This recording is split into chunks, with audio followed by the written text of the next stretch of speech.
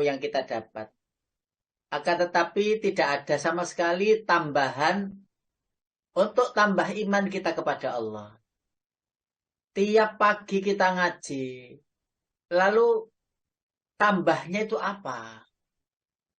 Sama dengan begini Bapak Ibu. Itu sholat tahajud, 5 waktu lengkap, bahkan ditambah duha, ditambah qobliyah ba'diyah.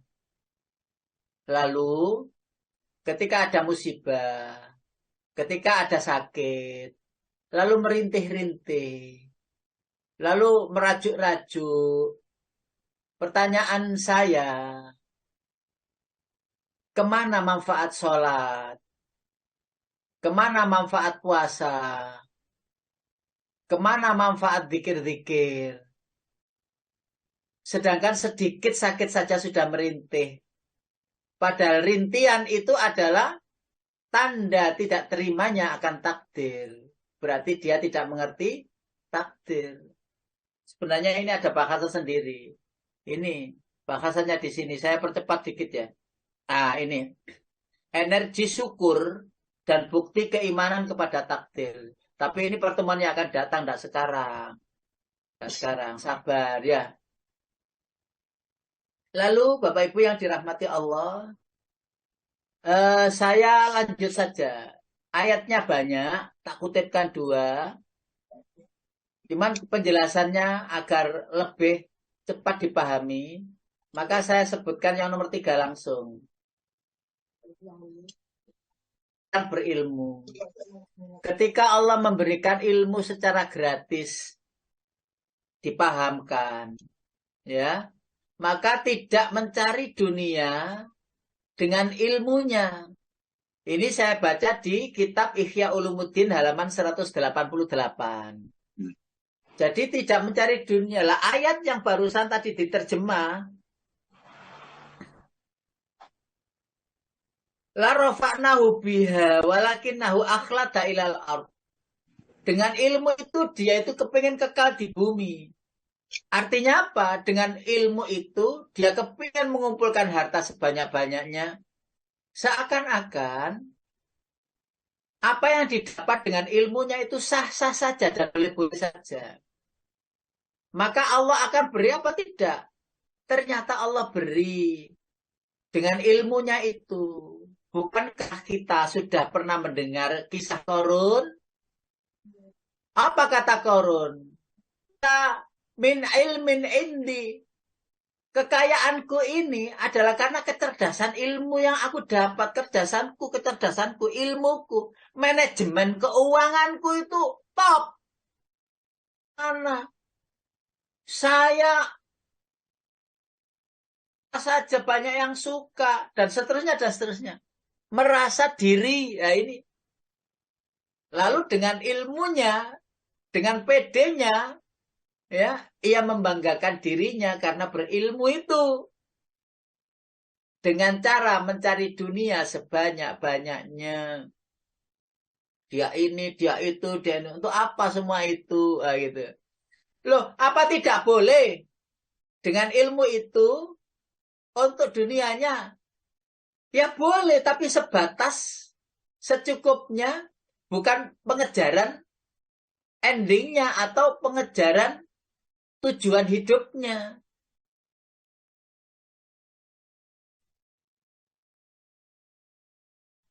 Ya, apa ini? Informasi yang sering saya dapat, jadilah engkau spesialis di ilmu yang kau miliki. Jadilah spesialis. Walaupun tidak dibayar sepersen pun. Jadilah spesialis. Ahlilah di bidang, umpamanya ngapunten kalau Ustadz itu. Ahlilah di tafsir. Satu materi tekuni tafsir. Yang lain itu penting. Tetapi saya menekuni tafsir. Atau tekuni saja ilmu waris. Atau tekuni saja ilmu fikih. Atau tekuni saja ilmu menulis Arab. Carilah ilmu yang itu menjadi kau spesialis di situ. Dan senangilah yang kedua. Senang. Tukang itu ya, yang namanya tukang,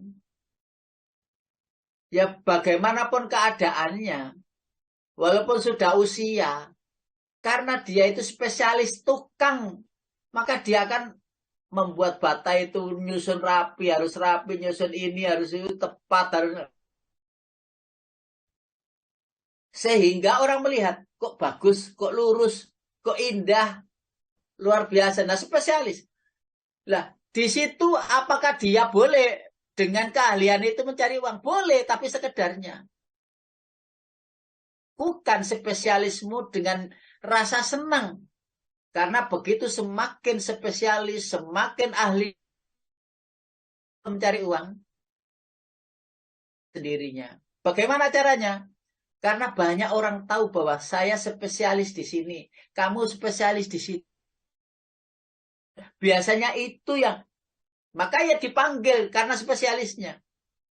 Lalu orang lain akan menghargainya walaupun dengan spesial. Dan itu pun bukan perhatian utamanya.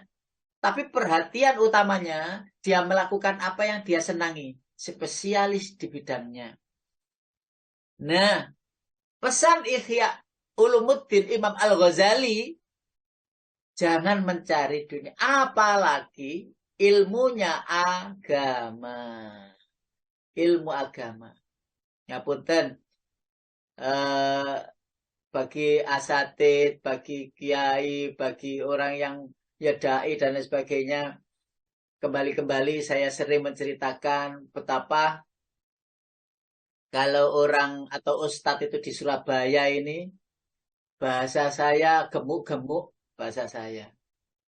Tapi coba keliling ke daerah-daerah. Ya di bidangnya Al-Quran, ya ilmu-ilmu hadisnya, ya bawa ilmunya itu ke daerah-daerah, ke pegunungan, ke daerah Lumajang Pasirian yang itu ada pantai-pantai yang orangnya itu tidak begitu banyak mengerti agama, nelayan-nelayan gitu, habis maghrib itu diberi sedikit tausiah 7 menit biar tidak bosan, lalu ngobrol-ngobrol tentang semangat untuk bekerja dan seterusnya. Mereka nggak ada kepikir ini uang dekat duit-duit. Ya akhirnya mungkin puhung datang ke rumah lalu ada ikan gitu ya dibawa ke rumah sama gula. Biasanya itu orang-orang itu wes bawa kopi sama gula ke rumah betapa betapa mereka benar-benar dibutuhkan dan itu tidak ada udang di balik batunya. Betapa mulia mereka-mereka. Yang itu kita bisa melihatnya betapa luar biasanya apa ini Ustadz Dai Mubalik di Surabaya itu kota besar Jakarta gitu ya. Kemana-mana di ini di apa minta untuk ini untuk itu dan lain sebagainya. Maka ketika seseorang itu mengerti tentang pantangan itu, maka sering juga saya sampaikan kalau saya mau balik Ustadz umpamanya diminta sesuatu untuk doa umpamanya, lalu diberikan apa ini bisyarah penggembira untuk transport pulang, ya. Lalu dai tersebut, mubalik tersebut berhenti di situ, di amplop itu yang namanya ustadz amplopan itu. Maka Allah tidak akan memberi akhiratnya. Karena Allah sudah membeli dirinya itu dengan harga dunianya. Maka seorang dai, seorang ustadz, orang yang berilmu, itu maka akan berpikir ya untuk menepis apa yang ia bayangkan itu dan ditambah di dalam dirinya itu ikhlas lillahi ta'ala. Begini nih belajar lama belajarnya dan harus terus mencarinya di antara buku yang mengurai dengan teliti itu diantaranya adalah bukunya Imam Al-Ghazali yaitu Ihya Ulumuddin. Bapak Ibu yang kedua, yang ketiga, yang keempat, perbuatan tidak menyelisihi perkataan. Kitab yang sama halaman 197. saya kutip ini biar saya tidak menyampaikan. Saya kutipkan ini biar saya ada rujukan. Dan buku ini sejak saya mondok itu saya baca. Buku-buku Ihya Ulumuddin ini. Saya baca. Utamanya jilid 1. Utamanya jilid 1 yang itu membahas tentang akhlak. Ya, akhlak seorang tidak menyelisihi perkataan. Apa yang dikatakannya itu adalah yang diperbuatnya. Pak Qadar, surat Sof, ayat 2 dan 3. Surat Sof, surat nomor 61, ayat 2 dan 3. Langsung Pak Qadar. Oh, langsung deh. 2 dan 3, Pak. 2 dan 3. Bismillahirrahmanirrahim. Hai.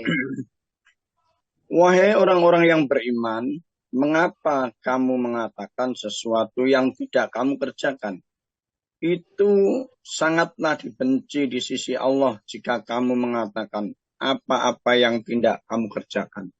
Di sini Bapak Ibu, bagi seorang dai, mubalik, penasihat, ustadz dan lain sebagainya, ini menjadi pagar untuk semuanya.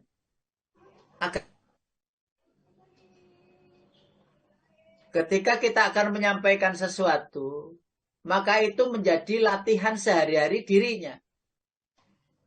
Sehingga ketika menyampaikan itu benar-benar pernah mengalaminya dan terasa sudah di dalam dirinya. Bahwa itu adalah perilaku sehari-hari yang bagaimana melarang orang tidak mengerjakan ini, lalu dia mengerjakan. Bagaimana menyuruh orang berbuat ini, lalu dia tidak mengerjakan. Ketika orang lain sudah menikmati indahnya ibadah, kekhusyuannya sudah terjadi, kedekatannya dengan Allah telah diperoleh, lalu dirinya yang mengatakan ini tidak tahu rasa nikmatnya berdekatan dengan Allah. Itu penting karena ini peringatan Allah bagi para mubaligh menyampaikan, dan tidak gampang memang menyampaikan itu, tidak gampang-gampang menyampaikan. Yang kelima, perhatiannya untuk dan menjauhi ilmu-ilmu yang sedikit manfaatnya. Tidak ada satupun Pak ilmu yang tidak manfaat. Tapi ada prioritas. Stressingnya itu ada pada ilmu yang bermanfaat saja untuk sehari-hari. Di lembaga kursus kurang lebih 19 materi. Lalu bagi orang-orang yang mencari, maka ia akan telaah. Beliau Bapak Ibu telaah. Saya ini pasnya di mana di telaahnya buku-buku itu. Dilihat apa ini brosur itu, dilihatnya ini ada tadar, ada dasar, ada tadarus, ada tahsin, ada tartil. Mau milih tafsir, baca Quran belum bisa. Mau milih hadis, gak mengerti tentang gak paham dengan Al-Quran. Yang seterusnya akhirnya memilih tadarus, membaca Al-Quran. Setelah membaca Al-Quran berikutnya. Kenapa kok membaca Al-Quran dulu? Sudah tahu alasannya. Saya membaca Al-Quran, belajar Al-Quran sampai benar bacaan saya. Ketika sudah sampai benar bacaan itu menginspirasi diri benar dalam perilaku sehari-hari. Ketika sudah lancar dalam membaca Al-Quran itu ibadah-ibadah yang lain. Ketika sudah bagus membaca Al-Qurannya, akhlaknya pun jadi bagus. Itu tujuan-tujuan itu sudah harus kecatat.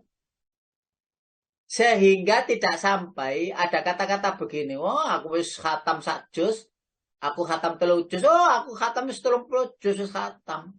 Malah ping 3 apa ping 4 lho. Enggak perlu gitu itu. Yang itu pembohongan. Loh, setelah khatam 30 juz itu apa diketahui artinya? Kan begitu pertanyaan berikutnya. Ketika sudah diketahui artinya itu apa sudah bermanfaat bagi dirinya? Nah itu kan pertanyaan berikutnya lagi. ketika sudah bermanfaat bagi dirinya itu apa bisa dia menyampaikannya dalam bentuk amalia, dalam bentuk nasihat untuk keluarganya. Seterusnya begitu dan tidak akan pernah berhenti sampai ujung usia itu datang. Allahu Akbar. Bapak Ibu yang dirahmati Allah. Yang berikutnya tidak cenderung dengan Bapak Ibu yang dirahmati Allah. Tidak cenderung dengan kemewahan dunia. Tentu ibrah kita adalah kepada Rasulullah Sallallahu Alaihi Wasallam. Walaupun tidak 100% lah, mungkin 20% lah. Atau 15%, 10%. Siapa yang bisa 100%? Tidak ada. Betapa Rasulullah itu, kalau mau kaya itu, malaikat Ridwan, penjaga surga, itu pernah memberi kunci kekayaan. Lalu Rasulullah menolaknya. Saking Rasulullah dan malaikat Jibril itu tidak tega. Akhirnya datang mengajak malaikat Ridwan untuk sowan kepada Rasulullah. Lalu malaikat Ridwan itu membawa beberapa kunci yang Rasulullah boleh pilih. Kisah ini ada di kitab Al-Habaik fi Akhbaril Malaik. Berita-berita malaikat. Allahu Akbar walillahil hamd ya Rahman ya Rahim. Nah, apakah ada ulama dai yang mewah? Ya ada, tapi sebagai orang yang melihat dengan dari jauh, kita tidak boleh menilai. Apakah kita tahu dengan kemewahan yang ada pada dirinya itu, dirinya sombong? Yang dia dapat itu ternyata untuk berbagi. Duafanya yang sudah diasuh sekian, yang disekolahkan sekian, kan kita tidak tahu. Karena itu kalau ada ustadz, kiai, dai, mubalik, ulama kok mewah, bermewah-mewahan gitu. Lah kita harus berhenti untuk menilai-nilai. Bilang saja, katakan saja Allah, Alhamdulillah ya Allah, ternyata umat Islam, ya orang yang beriman itu Allah karuniakan ini. Ya hanya saja, asal mampu menjaga diri. Kurang apa mewahnya Nabi Sulaiman? Kurang apa mewahnya Nabi Ibrahim? Nabi Ibrahim itu kalau menyembelih itu sapi itu 1000. Sapi, panjenengan baca kisah Nabi Ibrahim. Jadi kalau menyembelih adha itu loh Bapak Ibu, itu 1000 sapi. Berarti kan soge. Jangan dikira Nabi Ibrahim tuh menyembelih satu kambing. Ya apa ya? Banyak. Ini menjelang adha ini. Masya Allah. Masya Allah. Habis disucikan di bulan Ramadan. Lalu disempurnakan di bulan Syawal. Disempurnakan lagi di bulan Dzulqa'dah dan di bulan Dzulhijjah.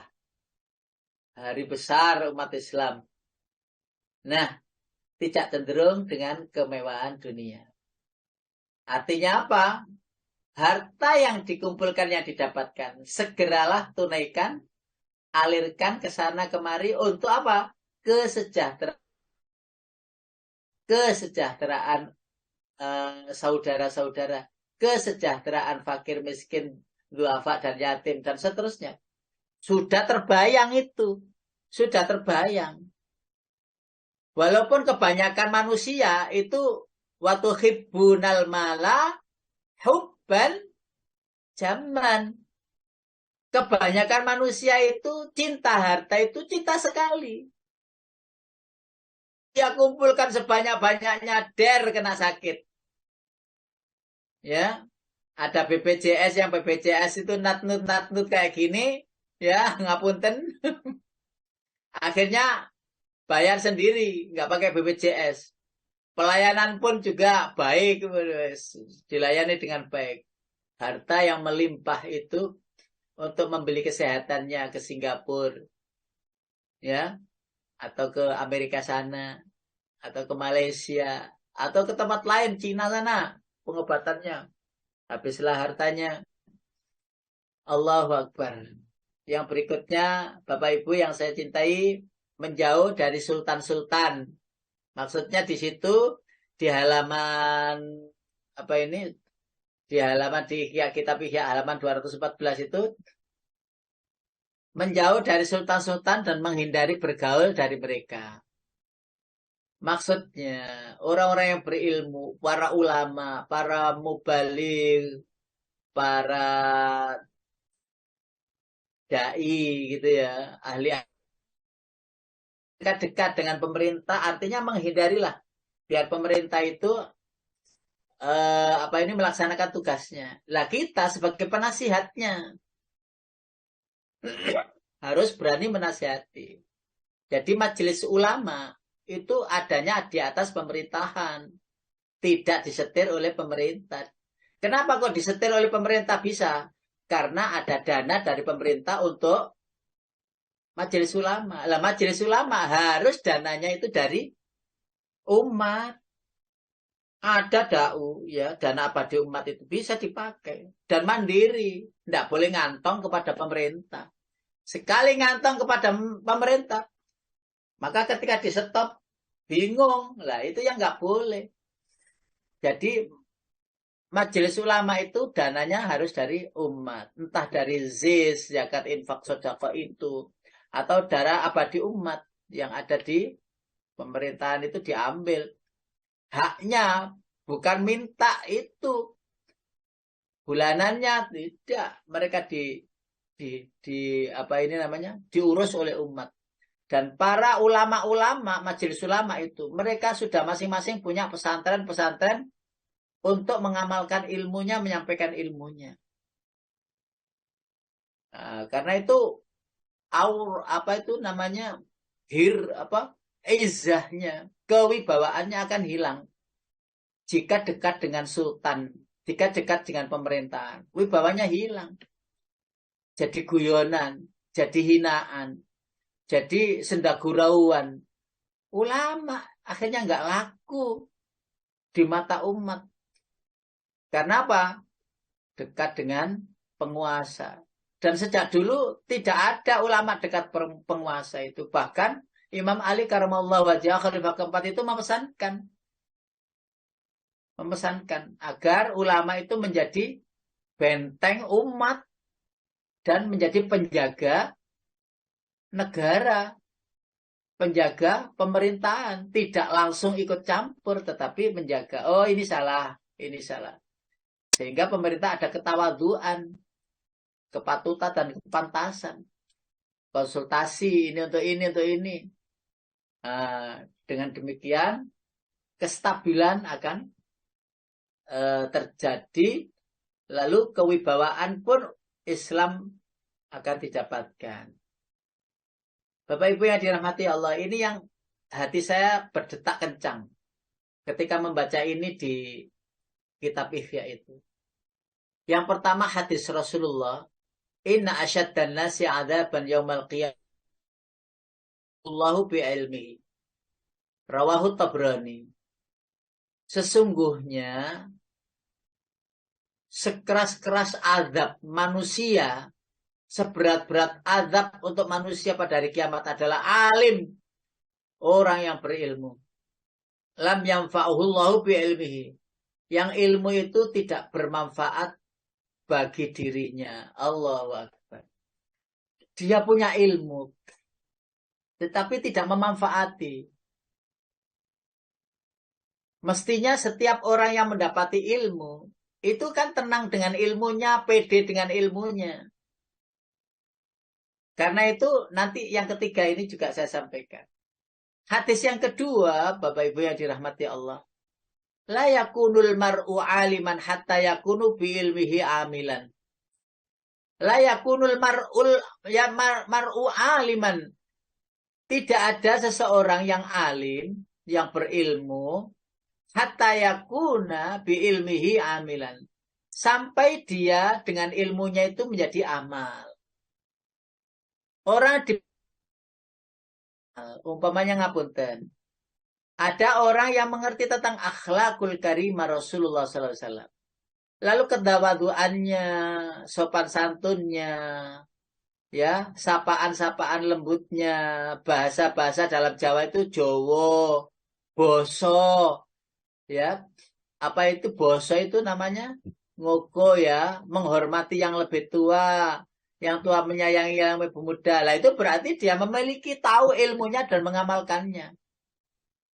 Lah, dia itu mengerti kalau tawadhu itu penting. Ya, kalau menjaga ucapan bicara itu penting. Lalu dia itu tidak mampu mengamalkan apa yang ia dapat itu juga ngomong nalor ngidul. Lalu dia tidak punya ketawaduan, kesopanan, kesantunan. Lah, di sini ini namanya tidak punya ilmu. Bahasa anak-anak pondok gitu gak duwe dur, gak duwe sopan santun. Begitu itu ya dia tahu. Nah, begini ini kalau umpamanya kita semuanya mengerti. Wong Jawa iku njawani. Ya bahasa orang Jawa ya. Namanya aja Jawa, Jawa. Itu sudah konotasinya apa? Kesantunan. Ya, attitude-nya itu baik. Ya, akhlaknya itu, etikanya itu diperhatikan. Adat ketimuran kan. Ngono kan wis gak patek payu, Pak, Bapak Ibu. Gak patek payu sekarang itu. Ya karena masa berganti masa. Hari berganti hari. Jadi minggu berganti minggu jadi bulan. Bulan berganti bulan jadi tahun. Ya, yang akhirnya kita pada ujung zaman. Segala fasilitas kita berikan kepada kita dan anak-anak kita. Yang fasilitas itu menjadi orang egoismenya muncul. Sudah tidak tim lagi, tidak teamwork lagi, tidak kolegial lagi, ya, tidak jamaah lagi yang ditempuhnya. Walaupun berjamaah ya meneng-menengan, ya, ndak ada sapa-sapaan, nyekeli HP ini dewi. Berwalillahilham. Yang ketiga Bapak Ibu, al ilmu ilmani. Ilmu itu dua hal. Fa ilmun fil qalbi fadzalikal ilmun nafi. Ini ya. Kalau ilmu itu sudah merasuki hatinya, menjadi kuat di dalam hatinya dengan ilmu yang ia dapat. Dan itulah ilmu yang bermanfaat. Jadi ketika ilmu itu akhirnya kita begini. Ya Allah, benar ya, ya Allah. Betapa kita ini sedikit sekali ilmu itu ya Allah. Ilmu yang seperti ini saja saya belum bisa melakukannya ya Allah. Ada ilmu lagi yang belum saya lakukan.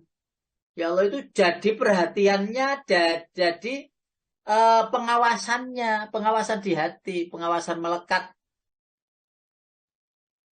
Ya. Dan yang kedua apa? Wa ilmun ala lisani fadhalika hujjatullahi ala bni Adam. Dan ilmu ya di lisan. Ilmunya hanya di lisan saja. Pinter, omong-omongan itu pinter. Ya.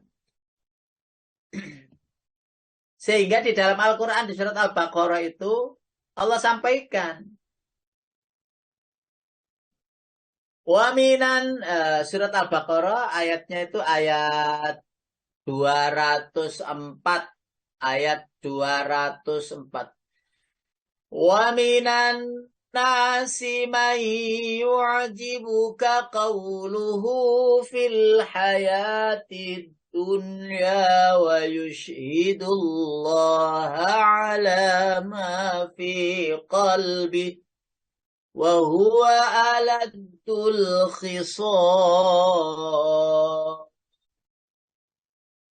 Monggo Pak Kotar barangkali sudah ketemu. Dan di antara manusia ada yang pembicaraannya tentang kehidupan dunia, mengagumkan engkau. Dan dia bersaksi kepada Allah mengenai isi hatinya, padahal dia adalah penentang yang paling keras. Iya. Jadi kalau berbicara itu fasih sekali. Tapi ya sebatas lisan saja. Dan akalnya tidak sampai masuk ke hatinya. Nah, kalau kita berilmu, maka itu tadi di awal saya sampaikan. Ilmu itu ditekuni mencari ilmu baca Quran. Maksimal baca Quran. Jangan lompat dulu. Jangan lompat dulu, maksimalkan. Seandainya belumlah selesai mempelajari Al-Quran itu Allah memanggilnya. Cukup.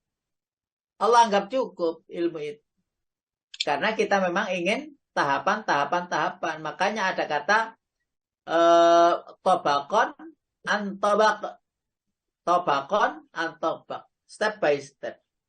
Setahap demi setahap. Jadi sabar. Karena itu kan cendang mari kan gitu. Suwene yo gak mari-mari. Saya mikir bayari larang umpamane gitu. Bayar larang lah. Petang wulan gak khatam-khatam. Loh, ilmunya ndak bermanfaat, hartanya.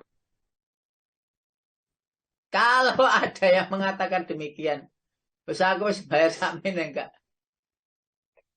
Kayak gitu. Suwene lah. Nah, di sini loh, gerundelnya hati itu ya lebih baik nggak ibadah. Karena sia-sia. Sia-sia.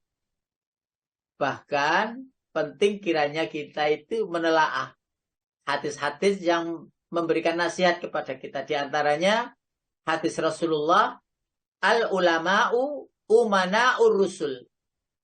Ya, para ulama itu adalah para pemegang amanat utusan Allah, para rasul. Ala ibadillah, atas hamba Allah. Malam yukhalitus salatina. Ya, selama mereka tidak bergaul dengan sultan-sultan. Jadi kalau ada ulama bergaulnya itu dengan sultan-sultan, hindari dulu. Salah apa ulama-ulama dahulu ya. Ulama-ulama sepuh yang itu steril. Ya. Ini hadis loh ya. Fa idza fa'alu dzalika faqad khanur rusul.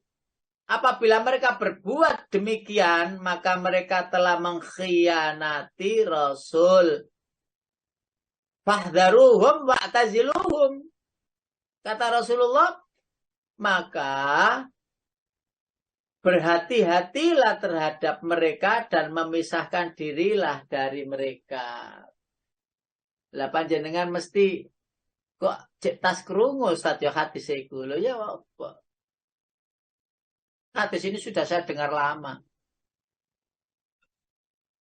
Tuh, mohon maaf lahir dan batin. Mohon maaf lahir dan batin. Kalau memang pikiran saya itu berbeda dengan panjenengan atau kepada apa nih ustadz atau dai yang lain. Bukankah mungkin pernah saya sampaikan, sementara waktu itu saya belum membutuhkan yang namanya PNS. Pegawai negeri itu dalam hal guru ya, dalam hal guru. Ketika sudah pemberkasan dan sudah hampir tinggal mengirimkan ke Kemenak waktu itu Depak.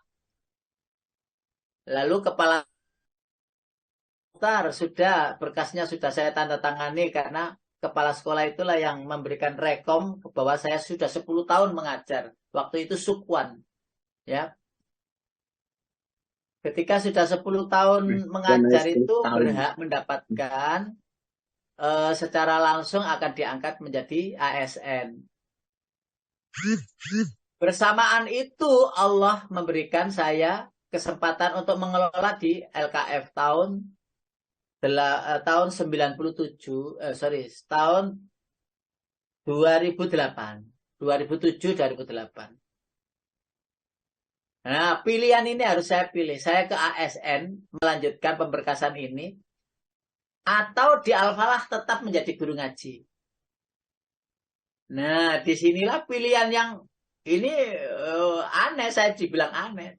Teman-teman pun juga dibilang aneh. Tapi saya sebenarnya cenderung kepada seneng bersama-sama jamaah. Ya. Grup-grup krono, dolen, ngaji, wes gitu-gitu. Seneng, seneng gitu. Ketika diikat dengan ASN, maka saya harus melepaskan al-falah yang itu saat itu harus memilih. Kalau ASN, maka harus ditinggal al-falah. Atau ke al-falah saja, jangan jadi ASN. Akhirnya saya tumpuk saja sampai sekarang itu berkasnya masih ada. Kita lihat-lihat gitu.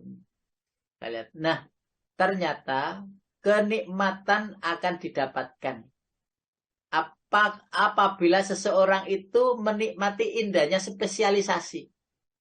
Walaupun di ASN, di guru nanti itu ya guru agama. Guru agama. Sehingga saat itu karena guru agama sekecamatan Gubeng waktu itu tahu bahwa saya itu orang Al-Falah, lalu dijadikan koordinator bidang tahsin Al-Quran untuk guru-guru sekecamatan Gudeng. Sekecamatan Gubeng. Sehingga saya bilang, loh, enggak keliru. Situ yang ASN, saya ini yang swasta. Kok malah saya ditunjuk koordinator? Enggak mau. Akhirnya enggak mau. Enggak mau saya untuk jadi koordinator. Kenapa? Setiap kegiatan yang dilakukan saya dengan semua itu kan ada tanda tangan untuk menaikkan ternyata ngapunten, untuk menaikkan kepegawaiannya, kenaikan apa itu ya, pangkatnya apa itu ya namanya ya, ya gitu, disetorkan bahwa ini ada kegiatan gini-gini. Loh, enggak, sudahlah. Nah, saat itu saya terus keluar dan teman-teman dari Kecamatan Gubeng ya, kepala sekolah pun juga gandoli. Saya mohon maaf, saya harus konsen di Al-Falah untuk waktu itu santrinya 3.000 sekian gitu. Banyak yang Bapak Ibu itu santri itu untuk dikelola agar mereka itu happy ending ya, husnul khotimah di akhir usianya. Karena Bapak Ibu yang sudah usia itu pasti punya alasan-alasan yang benar-benar luar biasa. Kenapa kok ke Al-Falah ngaji? Itu alasannya itu luar biasa dan tidak boleh dikecewakan. Banyak, 3.000 itu banyak, 200. Nah, setelah itu lepas sudah, teman-teman sudah pada ASN sudah diangkat, sudah alhamdulillah ketemu. Demikianlah. Yang penting panjenengan ngamalkan ilmu.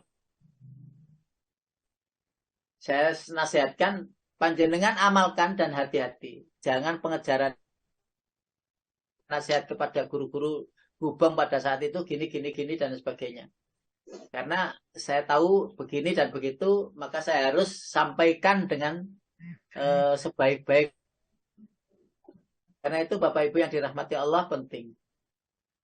Bahkan ada hadis yang lain, syirarul ulama illadzina ya'tunal umara wa khiyarul umara illadzina ya'tunal ulama. Seburuk-buruk ulama adalah orang-orang yang datang kepada amir-amirnya. Datang kepada pemimpin-pemimpin negerinya. Sedangkan sebaik-baik amir pemimpin adalah orang-orang yang datang kepada para ulamanya. Karena berbeda. Karena itu jadi kalau menjadi ilmu agama, ngapunten. Kalau saya jadi ASN, ngapunten. Gak bebas. Menyampaikan, menasihati, umpamanya ada ASN, guru, PNS gitu ya. Menasihati saya gak pede karena dibayar pemerintah. Lah itu sudah diantisipasi oleh Rasulullah. Lah malah yang justru yang bagus itu ulama yang umara itu mendekati ulama, bukan ulama yang mendekati umara. Mendekati umara kan seakan-akan butuh dengan dunia. Tetapi kalau umara mendekati ulama, apa yang dibutuhkan? Tidak mungkin kan minta uang kan tidak mungkin. Harta dunia tidak mungkin. Pastilah meminta nasihat.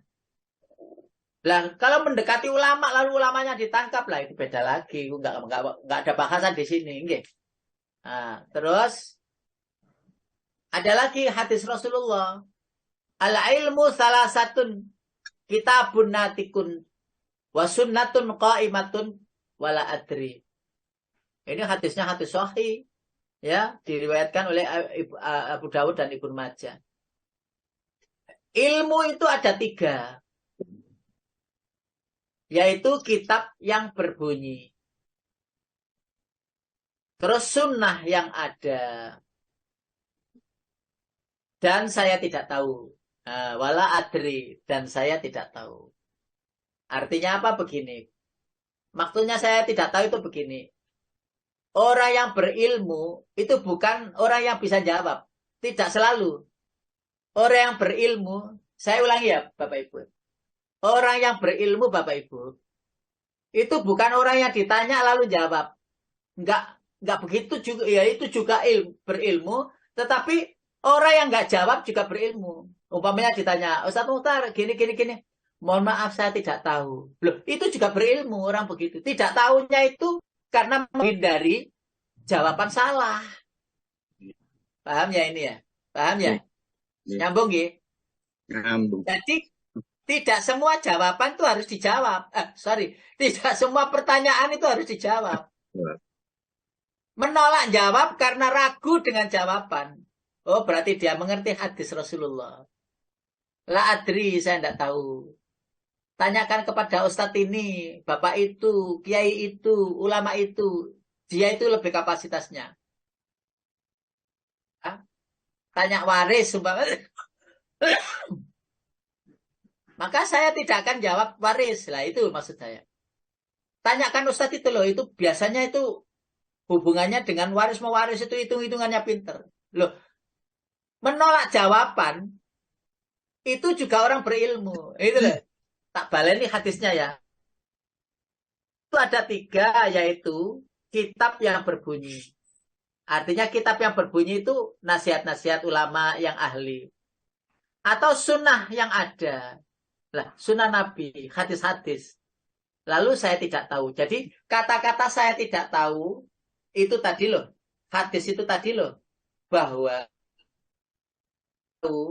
itu tandanya orang itu bukan bodoh, tetapi orang itu berhati-hati dalam memberi jawaban.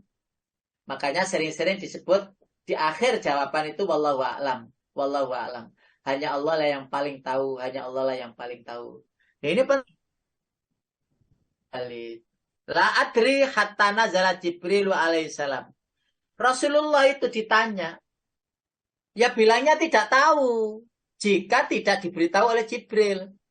Saya tidak tahu, saya tunggu dulu jawabannya. Saya tidak bisa menjawab karena saya tidak diberi jawaban. Pernah terjadi? Pernah. Yaitu juga ada hadisnya. Itu juga dibahas di kitab Ihya Ulumuddin oleh Imam Al-Ghazali. Nah, sampai di sini insya Allah paham. Ya, beliau mengatakan la ta'lamul ilma litubahu bihi ulama. Ya. Wala takhayyaru bihil majalis faman fa'ala dzalika fannarun nar. Allahu akbar. La ta'lamul ilma litubahu bihi al ulama. Tidaklah kalian mengetahui sebuah ilmu litubahu bihil ulama untuk menunjukkan keilmuan. Wala litumaru bisufa, dan untuk menghina-hinakan orang yang bodoh. Wala takhayyaru bil majalis, dan tidak bangga dengan kepada majalis. Saya lo bisa begini, saya lo bisa begini. Untuk apa? Rencananya untuk mengumpulkan masa penggemar sebanyak-banyaknya. Enggak boleh, enggak boleh. Lalu ada pengajian pagi begini ya. Oh, pesertanya 50, oh, pesertanya 100. Menjadi kebanggaan banyak peserta, itu pun juga tidak boleh. Coba. Pagernya orang yang berilmu, ustadz, dai, mubalik, ulama, kiai, sampai harus diketahui gitu. Bahkan, saya sering menyampaikan, dai, mubalik, itu harus benar-benar menghafalkan surat Al-Hujurat 1 sampai 16. Sorry, surat Al-Hujurat ya. Oh ya benar. Surat Al-Hujurat itu ya. Ya ayyuhalladzina amanu la tuqaddimu baina yadayillahi wa rasulihi wattaqullaha. Ya benar. Surat Al-Hujurat 1 sampai 16. Enggak boleh, enggak tahu. Dan itu hukum privasi bagi ulama, ustadz, dai, mubalik. Wajib. Dan harus direnungi itu agar man fa'ala dzalika fannarun nar. Jika ada orang demikian, maka tempatnya di neraka. Coba, ahli ilmu tapi tempatnya di neraka. Naudzubillah, summa naudzubillah. Mawas diri dan waspada adalah hal yang wajib. Harus ada di hadapan kita untuk agar tidak sampai kita terjerumus kepada hal-hal yang menjadikan kita rugi di kemudian hari di akhirat. Di sana sudah kadung, sudah nggak bisa lagi diperbaiki. Apa yang ada di dunia yang kita peroleh, itulah yang akan kita bawa nanti di akhirat. Sadaqallahul azim. Saya kembalikan lagi ke Pak Hedi. Monggo Pak.